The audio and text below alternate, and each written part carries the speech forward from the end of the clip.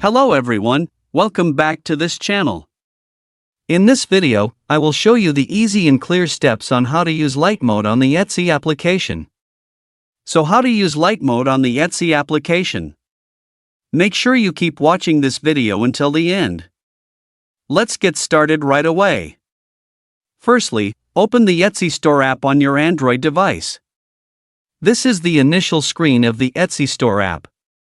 Next, tap the profile icon in the upper right corner. This will appear.